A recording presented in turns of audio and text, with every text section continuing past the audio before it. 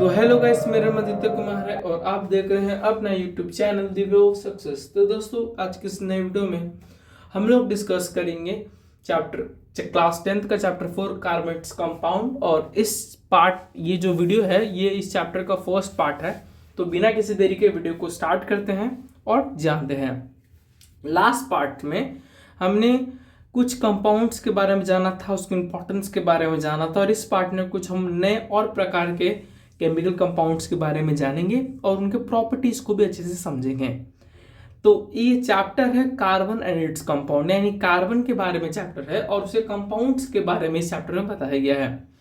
तो इस अर्थ पर जितने भी प्रकार के कंपाउंड्स पाए जाते हैं उनमें से 90% से अधिक कंपाउंड कार्बन के बने हुए होते हैं। ठीक है, तो जैसे कि हमारा शरीर, जितने भी फूड जो होते जो हम लोग खाते हैं, ये सभी चीज किससे बना है? कार्बन से बना है। अब यहाँ पे एक सवाल बनता है कि ये जो कार्बनिक कंपाउंड है इन्हें हम लोग पहचाने कैसे? कैसे हम लोग इसको आइडेंटिफाई करें कि वो जो कंपाउंड है वो कार्बन का है कि वो क्या है?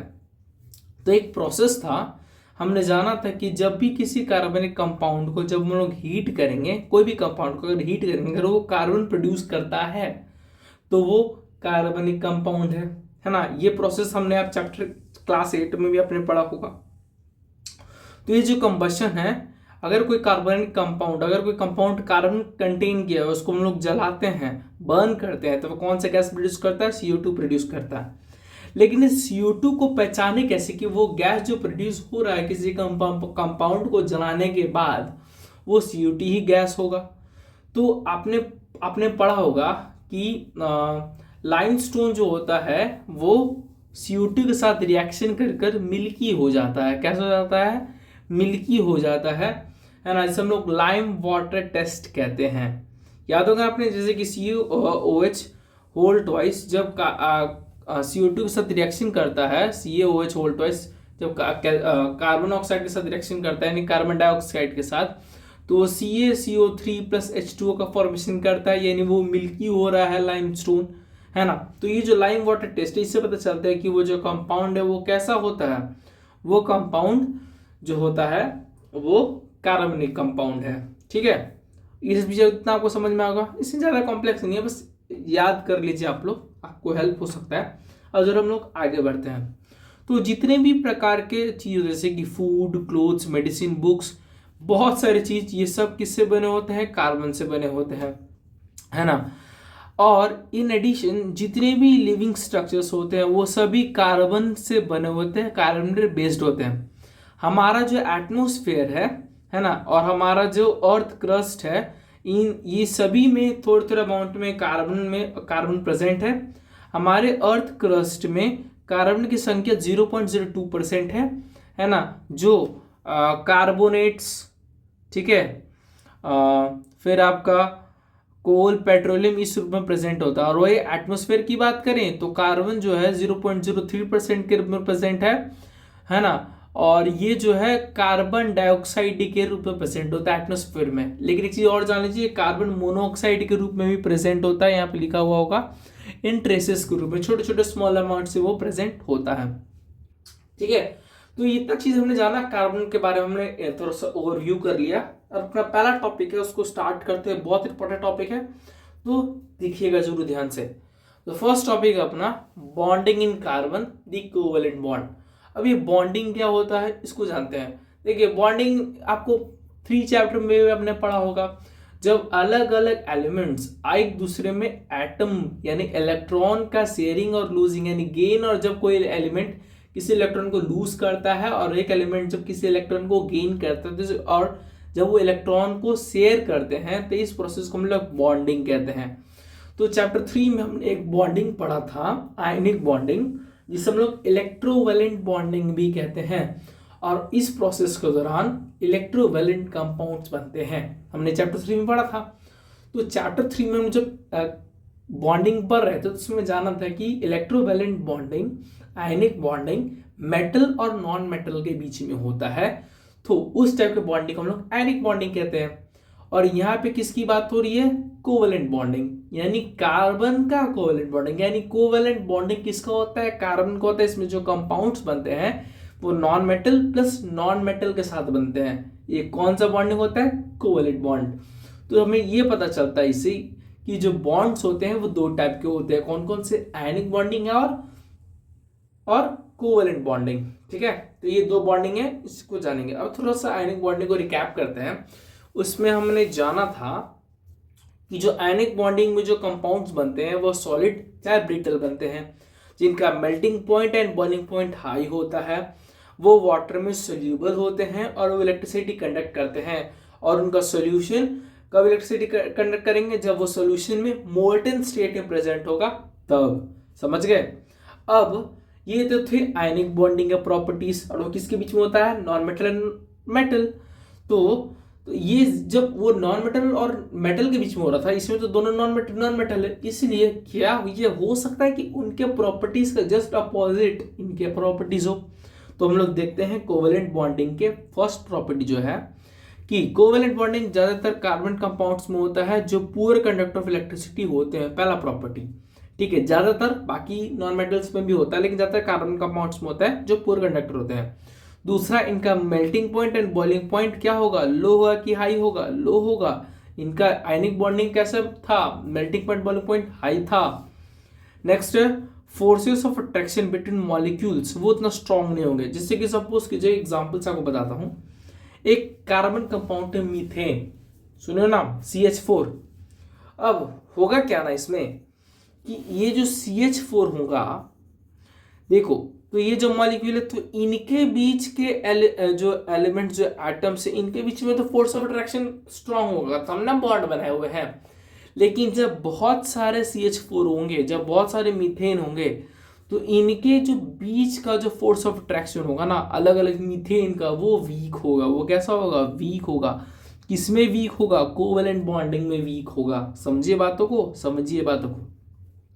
तो ये था, तो आपका थर्ड हो गया। चौथा जो है वो है कि नॉन कंडक्टर इलेक्ट्रिसिटी, जो पहले भी देख लिया उसी तरीके से, तो नॉन कंडक्टर। और जो पांचवा है, जो कंपाउंड्स है वो आयन प्रोड्यूस नहीं करते हैं। इलेक्ट्रिसिटी प्रोड्यूस होने के लिए क्या चीज की जरूरत होती है? आयंस की, anion cation plus negative charge. लेकिन जब ये इलेक्ट्रॉन शेयर कर रहे हैं, इलेक्ट्रॉन दे थोड़ी रहे हैं, तो इसमें तो आयन प्रोड्यूस हो ही नहीं रहा। समझ रहे हो? इसलिए क्या ये बिजली पास करेंगे? नहीं करेंगे। तो ये इस टाइप के जो कंपाउंड्स होते हैं, जब उसमें आयन ही नहीं जा रहे तो बॉन्डिंग कर रहे हैं ना, शेयरिंग कर रहे हैं, इलेक्ट्रॉन दे ले रहे हैं, परमानेंटली ले रहे हैं। NaCl के तरह ले रहे हैं, इसने इलेक्ट्रॉन लूज कर दिया, उसने ले लिया। इसमें इलेक्ट्रॉन की साझेदारी हो रही है, शेयरिंग हो रही है इस बॉन्डिंग में, इसलिए ये आयन प्रोड्यूस करेंगे ही नहीं। और जब आयन प्रोड्यूस नहीं करेंगे, वैसे भी नॉन मेटल इलेक्ट्रिसिटी पास नहीं करता, तो क्या चाहते दिमाग लगाना। जब ये आयन प्रोड्यूस नहीं करते तो ये बिजली पास कर पाएंगे? नहीं कर पाएंगे। ठीक है, अब थोड़ा सा हम लोग कार्बन के बारे में जानते हैं, कार्बन का थोड़ा प्रॉपर्टीज के बारे में जानते हैं। और ये बहुत इंपॉर्टेंट है दोस्तों, यहाँ से आपका सवाल जरूर बन सकता है। तो कार्बन जो है उसका एटॉमिक नंबर होता है 6। कितना होता है एटॉमिक नंबर? 6 एटॉमिक नंबर होता है। तो अगर 6 एटॉमिक नंबर है तो इलेक्ट्रॉन की संख्या कितनी होगी? 6 होगी। इलेक्ट्रॉन पर चार्ज माइनस, प्रोटॉन की संख्या कितनी होगी? पॉजिटिव होगी। तो उसके इलेक्ट्रॉनिक कॉन्फ़िगरेशन कैसा होगा? 2 4, यही ना होगा। अगर 6 है तो फर्स्ट सब सेल में कितना इलेक्ट्रॉन जाता है? 2। दूसरा में कितना जाएगा? 4, बचा 4 तो 4 जाएगा। ठीक है, तो हम लोग यहाँ पे बनाई भी हैं। तो देखो, जैसे कि प्रोटॉन की संख्या अगर यहाँ पे 2 है तो 2 तो हो गया पहला सेल में। दूसरे सेल में कितना इलेक्ट्रॉन जाएगा? 4, क्योंकि 4 बचा तो 1 2 3 4। तो ये अरेंजमेंट हो गया किसका? कार्बन का। ठीक है, इसी तरीके से होगा। अब इसका आउटरमोस्ट सेल में कितना इलेक्ट्रॉन है? 4, तो इसका वैलेंसी कितना होगा? 4। अब इसका तो एक प्रॉब्लम ये है कार्बन के साथ, इसको याद भी कीजिएगा आप लोग, कि कार्बन का वैलेंसी डिसाइड करने के लिए हम लोग 2 तरीके निकाल सकते हैं। नहीं तो ये 4 इलेक्ट्रॉन लूज कर दे, है ना, बैलेंस होने के लिए, तब ना ये इसके पास 2 होगा तो बैलेंस हो जाएगा। नहीं तो ये 4 इलेक्ट्रॉन ले ले ताकि ये 8 हो जाए, तो फिर इसका वैलेंसी वो मतलब वो स्टेबल हो जाएगा। लेकिन कार्बन के साथ दिक्कत यानी कि दोनों केस में प्रॉब्लम है। अगर ये 4 इलेक्ट्रॉन ले लेता है तो देखो, क्योंकि अब 4 इलेक्ट्रॉन ले लिया तो प्रोटॉन की इलेक्ट्रॉन की संख्या कितनी हो जाएगी? 10 हो जाएगी। इलेक्ट्रॉन पहले से 6 है और प्रोटॉन तो 6 का 6 ही रहेगा ना। तो बताओ, इलेक्ट्रॉन प्रोटॉन एक दूसरे को अट्रैक्ट करते, क्या करते हैं? अट्रैक्ट करते हैं। अब दिक्कत ये है कि अगर ये 4 इलेक्ट्रॉन ले लिया तो इलेक्ट्रॉन की संख्या हो जाएगी 10, और 6 प्रोटॉन को इलेक्ट्रॉन को हैंडल करना हो जाएगा मुश्किल, इसलिए ना ये 4 इलेक्ट्रॉन ले सकता है, समझ रहे हो। और अगर ये 4 इलेक्ट्रॉन छोड़ दिया, दूसरा पॉइंट कह रहा है कि अगर ये 4 इलेक्ट्रॉन छोड़ दिया, कैटाइन हो गया, तो बताओ इसको 4 इलेक्ट्रॉन छोड़ने में कितना ज्यादा एनर्जी लग जाएगा, है ना। तो फिर ऐसे भी प्रोटॉन दिक्कत हो जाएगा। तो इसके साथ यही इशू है कि ना ये 4 इलेक्ट्रॉन ले सकता है ना 4 इलेक्ट्रॉन दे सकता है, इसलिए कार्बन ज्यादातर क्या बनाते हैं, कंपाउंड्स बनाते हैं, क्योंकि इनमें वैलेंसी के चलते बहुत इशू हो जाता है। बाकी मेटल नॉन मेटल में वैलेंसी का इशू नहीं है, क्योंकि 1 इलेक्ट्रॉन 2 इलेक्ट्रॉन मैक्सिमम 3 इलेक्ट्रॉन छोड़ना है, यहाँ पर सीधा आधा, इसलिए थोड़ा मुश्किल होता है, इसलिए शेयरिंग करके आयंस प्रोड्यूस नहीं कर पाते हैं, ठीक है। मेन दिक्कत ये है। तो यहाँ पे आपको समझ में आ गया होगा कार्बन के 2 रीजन्स, क्योंकि क्यों वो कंपाउंड्स बनाते हैं इजीली, शेयरिंग क्यों करता है वो, तो ये 2 रीजन्स थे, समझ में आ गया होगा। इसे ये पता चलता है कि इसके वैलेंस जो इलेक्ट्रॉन है वो कितना होगा, 4, तो इसका वैलेंसी कितना होगा, 4। तो इसका वैलेंसी कितना है, 4, इसलिए हम उसको टेट्रावैलेंट कहते हैं। क्या कहते हैं, टेट्रावैलेंट। इसको याद कर लीजिएगा, कार्बन का वैलेंसी होता है 4, इसलिए उसको क्या कहते हैं, टेट्रावैलेंट। जिससे तुम उसको कहते हैं ना टेट्रावैलेंसी, वो चीज है, ठीक है। फिर ये है नॉन मेटल है, ठीक है। और हमने चैप्टर 2 में पढ़ा था ये मेटल नॉन मेटेलिक, सॉरी, जो जितने भी नॉन मेटल ऑक्साइड्स होते हैं, नॉन मेटल ऑक्साइड, वो एसिडिक नेचर के होते हैं, इसलिए लिटमस पेपर में ब्लू टू रेड हो जाएगा इनका कलर, ठीक है। आप लोग इसको याद कीजिएगा, ठीक है, बहुत इंपॉर्टेंट है। अब ये जो दोनों प्रॉब्लम्स आ रहे हैं, इन 2 प्रॉब्लम्स को देखते हुए जो कार्बन है वो इलेक्ट्रॉन का शेयरिंग करता है ना। जो उसके वैलेंस इलेक्ट्रॉन है, यानी 4 जो इलेक्ट्रॉन है वो उसको शेयर करता है दूसरे एटम के साथ, चाहे दूसरे एलिमेंट के एटम के साथ, कि वो स्टेबल हो सके, ठीक है।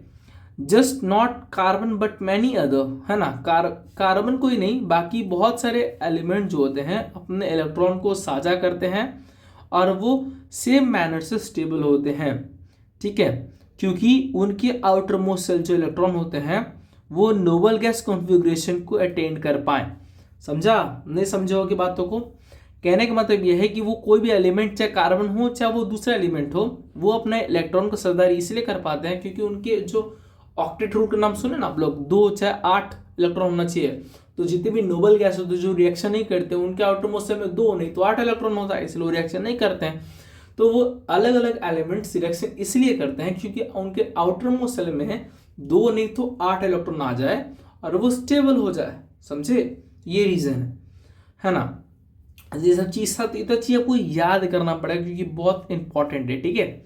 उसी तरीके से हाइड्रोजन के जो एटम्स हैं, है ना, तो जैसे H2, हाइड्रोजन का मॉलिक्यूल H2 मॉलिक्यूल है, तो एक से ज्यादा होना चाहिए, तो दो जो हाइड्रोजन है ना, तो इसका तो एटॉमिक नंबर 1 होता है, ठीक है। तो ये इसका कैसा हो जाएगा, 1 ही हो जाएगा, है ना। हाइड्रोजन का जो एटॉमिक नंबर क्या हो जाएगा, 1 ही हो जाएगा। तो इसका वैलेंसी 2 रूल होना चाहिए, लेकिन 2 तो होगा नहीं, इसलिए इसका वैलेंसी भी 1 हो जाता है। इस तरीके से हाइड्रोजन का है, ठीक है। अब जरा हम लोग आगे बढ़ते हैं और उस चीज को समझने का प्रयास करते हैं। अच्छा हाँ, आगे बढ़ने से पहले एक बार फिर से कंपैरिजन हो जाए इसके बीच में आयनिक बॉन्डिंग और कोवेलेंट बॉन्डिंग इजी है। तो कोवेलेंट बॉन्डिंग में जो है जस्ट उल्टा। तो कोवेलेंट बॉन्डिंग कैसे होता है, poor conductor of electricity, melting point boiling point low होगा। देखो इधर ये तो गैस ही होता है, तो सॉलिड ब्रिटल गैस हो जाएगा, तो गैस हो गया, ठीक है। इधर कंबाइन कर लेते हैं, ठीक है, इधर करके आप कोवेलेंट बॉन्डिंग में लिखो गैस के रूप में। मेल्टिंग पॉइंट बॉइलिंग पॉइंट क्या होगा, लो होगा। क्या सोल्यूबल वाटर होंगे, नहीं होंगे। गैस से तो कैसे सोल्यूबल होगा। क्या इलेक्ट्रिसिटी कंडक्ट करेंगे, नहीं करेंगे। क्यों नहीं करेंगे, क्योंकि वो आयन प्रोड्यूस नहीं करते हैं। अंतर आप लोग कर सकते हो, कर लीजिएगा, ठीक है। अब आगे बढ़ते हैं। अब यहाँ पे एक बात हो रही है हाइड्रोजन एटम की, है ना। अब ये दोनों हाइड्रोजन एटम है, H2 है, 2 हाइड्रोजन है, 2 नॉन मेटल है, तो कौन सा बॉन्डिंग से जुड़ा होगा, कोवेलेंट बॉन्डिंग से। अब यहाँ पे देखिए ध्यान से, अब दिमाग लगाइए, हाइड्रोजन कितनी है, हाइड्रोजन की संख्या कितनी है, 2 है, ठीक है। अब यहाँ पे बॉन्डिंग कैसे किया गया, देखिए यहाँ पे इलेक्ट्रॉन की साझेदारी की गई है, तो इसको हम लोग समझते हैं, जरा ध्यान दीजिएगा आप लोग। तो जरा हम लोग एक बार फिर से देख लेते हैं। तो ये जो क्लोरीन है, इसका जो इलेक्ट्रॉनिक कॉन्फ़िगरेशन है कुछ इस प्रकार से होगा, क्योंकि देखिए तो कैसा हो जाएगा क्लोरीन का, 2, 8 और 7, क्योंकि 17 इसका क्या होता है एटॉमिक नंबर। देखिए इसके आउटरमोस्ट शेल में कितने इलेक्ट्रॉन है, 7 है। तो यहाँ पे कितने क्लोरीन, 2 क्लोरीन है, तो एक क्लोरीन हम लोग बनाते हैं इधर, ठीक है, और एक क्लोरीन बनाते हैं इधर, ठीक है। और आपको इलेक्ट्रॉन का अरेंजमेंट कुछ इस प्रकार से करना है कि आपको जो जब हम लोग ऐसे बनाएंगे, ड्रॉ करेंगे ना, तो इजीली अच्छे से हो जाए, ठीक है। तो थोड़ा सा हिलने के लिए मिस्टेक होगा दोस्तों, ठीक है। अब जरा इसको हम लोग देखते हैं, एक इधर एक इधर, ठीक है, 7 था, एक इधर एक इधर, 4 हो गया, एक इधर एक इधर, 6 हो गया, एक इधर 7 हो गया, ठीक है। इस प्रकार से बनाइए, एक एक एक एक एक एक एक, ठीक है। इसको शेयरिंग करना है ना। आप लोग इतना भी डिस्टेंस मत देना, थोड़ा कम डिस्टेंस में, थोड़ा मैं गलती से ज़्यादा दे दिया हूँ, आप लोग इतना मत दीजिएगा, ठीक है। तो इसको दूर बनाते हैं, ठीक है। अब ये ऐसे ऐसे किया, यहाँ पे एक है, ठीक है, और ये जो है ऐसे, ठीक है, इस तरीके से ये होगा। अब यहाँ पे भी एक इलेक्ट्रॉन शेयरदारी हुआ है, तो ये ऐसे क्लोरीन, ये सिंगल कोवेलेंट बॉन्ड यहाँ पे बनेगा। और ये कौन सा एटॉमिक हो, डायटॉमिक, ट्राइटॉमिक, डायटॉमिक, क्योंकि यहाँ पे क्लोरीन की संख्या कितनी है, 2, तो ये भी डायटॉमिक होगा, ठीक है। इस प्रकार से बनेगा ये। नेक्स्ट है अपना क्लोरीन हो गया। अब हम लोग ऑक्सीजन का बात करते हैं। तो ऑक्सीजन के आउटर मोस्ट शेल में कितने इलेक्ट्रॉन होता है, 2 और 6 है ना, यानी 8 आउटर मोस्ट शेल में। मतलब इसका एटॉमिक नंबर होता है ऑक्सीजन का O2 क्या होता है, 8, यानी कैसे जाएगा, 2 और 6 जाएगा, और यहाँ पे 2 ऑक्सीजन बनाएंगे, तो 1 2 3 6, ठीक है। ये कैसे करेगा, ऐसे जुड़ेगा, फिर इसके साथ ऐसे जुड़ेगा, है ना। इसमें 2 साझी हुआ, देखो यहाँ पे, तो ऑक्सीजन यहाँ पे 2 इलेक्ट्रॉन को शेयर किया है ना, तो ऑक्सीजन ये भी डायटॉमिक है, लेकिन यहाँ पे कितने कोवेलेंट बॉन्ड बनेंगे, 2 बनेंगे, समझे। तो यहाँ कोवेलेंट बॉन्ड की संख्या कितनी है, 2 है, यहाँ पे कितनी थी, 1 थी, ठीक है। अब और देखते हैं हम लोग, तो ये हो गया, देखो यहाँ पे भी 2 बॉन्ड्स बने हुए हैं, देख रहे हो।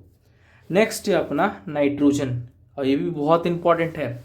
तो नाइट्रोजन का जरा हम लोग देखते हैं, N2। अब देखो इसको भी समझना, N2 जो होता है ये भी डायटॉमिक है, क्योंकि यहाँ पे नाइट्रोजन की संख्या 2 है, और इसका जो एटॉमिक नंबर होता है वो होता है 7, ठीक है। तो ये जाएगा 2 और 5, यानी आउटर मोस्ट शेल में कितना इलेक्ट्रॉन हो गया, 5 इलेक्ट्रॉन्स।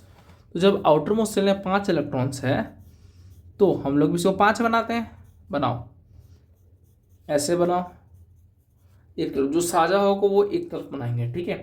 इसको आप लोग प्रैक्टिस कीजिए, ऐसे 5 बना देते हैं, क्योंकि 5 से शेयरिंग करेंगे, देखो ना, तो 5 होगा, जब 3 शेयर करेगा तब ना 8 होगा, तो 3 एक तरफ बनाएंगे, जितना शेयर करेंगे उसको एक तरफ। अब इसको हम लोग जरा इसको ऐसे बनाते हैं, समझे, और इसको भी फिर ऐसे बनाते हैं, तब बनेगा। अब यहाँ पे नाइट्रोजन में कितने इलेक्ट्रॉन साझेदारी हुआ, 3, तो 3 यानी 3 बॉन्ड्स बना, 3 कोवेलेंट बॉन्डिंग हुआ, ठीक है। तो इस प्रकार से हो गया। तो आप लोग नाइट्रोजन का देख सकते हो। एक और हम लोग बनाते हैं वाटर का। अब वाटर का आप लोग खुद से ट्राई कीजिए, ठीक है। और वाटर चलो ठीक है मैं बताऊँ, इसके बाद वाला खुद से आप ट्राई कीजिएगा, जैसे कि वाटर H2O, ठीक है। अब यहाँ पे हाइड्रोजन की संख्या कितनी है, 2 है, ऑक्सीजन की संख्या कितनी है, 1 है। तो हम लोग इसको ऐसे लिख सकते हैं दोस्तों, जरूर लिख सकते हैं। हाइड्रोजन के आउटर मोस्ट शेल में कितने इलेक्ट्रॉन, 1, एक इधर हो गया। ऑक्सीजन के आउटर मोस्ट शेल में कितने इलेक्ट्रॉन, 6। तो शेयरिंग करेगा 1 1, इसलिए हम लोग उसको एक यहाँ पे बनाते हैं, यहाँ पे बनाते हैं, यहाँ पे, फिर एक यहाँ पे, ये हो गया। तो ये जुड़ेगा इसके साथ, ये जुड़ेगा इसके साथ, ठीक है। तो ये दोनों का शेयरिंग हो गया। अब ऑक्सीजन की बारी, और ये क्या करेगा, इसको लेके इसको जोड़ लेगा, इस तरीके से क्या हो जाएगा, H2O का हो जाएगा। तो इसके साथ यहाँ पे एक बॉन्डिंग, इसके साथ यहाँ पे एक बॉन्डिंग, ठीक है। तो हाइड्रोजन ऐसे जाएगा, ऐसे जाएगा, ऐसे जाएगा, ऐसे जाएगा, समझ गए, इस तरीके से बनेगा। और यहाँ पे एटम की संख्या कितनी है, 3 है, इसलिए हम इसको कहेंगे ट्राई एटॉमिक। क्या कहेंगे, ट्राई एटॉमिक, समझे? जितना एटॉमिक एटम्स की संख्या होगी उतना उसका नाम जाएगा। अगर 4 तक है तो टेट्राटॉमिक, अगर 5 या उससे अधिक है तो पॉलीएटॉमिक। ठीक है, इस तरीके से। अब यहाँ पे एक और आपको देता हूँ, इसको आप लोग खुद से बनाओ, CH4। ठीक है, ये भी बहुत ईजी है, बन जाएगा। तो कार्बन की संख्या यहाँ पे कितनी है आप लोग बना लो, पहले मन पर बना लिए, वीडियो पॉज करो, बनाओ। बन गया? अब मैं बनाता हूँ, उससे आप कंपैरिजन करना। ठीक है, कार्बन की संख्या है कितनी? 1। कार्बन का एटॉमिक नंबर क्या होगा? 2 और 4, यही तो होगा। तो ऑटोस में कितने इलेक्ट्रॉन बनाएंगे? 4। तो 1 1 1 1। क्यों ऐसा किया? दिमाग लगाना, सामने वाला जो एलिमेंट है उसका वैलेंसी कितना होगा, चाहे उसके आउटरमोस्ट में कितने इलेक्ट्रॉन होंगे, समझे? उसको दिमाग लगाना। तो हाइड्रोजन कितना है यहाँ पे? 4 है, और एक हाइड्रोजन का वैलेंसी कितना होता है? 1 होता है। तो एक इधर बना दो ऐसे। ठीक है, क्रॉस यहाँ पे बनाओ।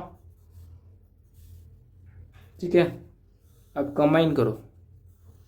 हाइड्रोजन वाला तो बड़े खुश हो गए जी, खटखट कंबाइन कॉम्बिनेशन हो रहा है। ठीक है, फिर इसको करो, कार्बन को भी संतुष्ट करना है। तो ये ऐसे जाएगा, ऐसे जाएगा, ऐसे जाएगा, ऐसे जाएगा, ऐसे जाएगा। ठीक है, इस तरीके से बनेगा। बन गया होगा, जरूर बना होगा। अब यहाँ पे बॉन्डिंग कैसे होगा? तो कार्बन जो है वो 1 है, 1 हमने लिख दिया। ठीक है, हाइड्रोजन कितना? 1 बॉन्डिंग यहाँ पे, 1 बॉन्डिंग यहाँ पे, 1 बॉन्डिंग यहाँ पे, 1 बॉन्डिंग यहाँ पे। तो ऐसे कर दो, हाइड्रोजन हाइड्रोजन हाइड्रोजन और हाइड्रोजन। ठीक है, तो वीडियो यहाँ पे रहने देते दोस्तों। अगर आपको वीडियो पसंद आएगा तो वीडियो को लाइक करके चैनल को सब्सक्राइब जरूर कीजिएगा। नेक्स्ट पार्ट हम लोग बहुत जल्द लाएंगे और इस पार्ट में लोग जानेंगे और आगे के टॉपिक्स। तो वीडियो को यहीं एंड करते हैं। जय हिंद, जय भारत।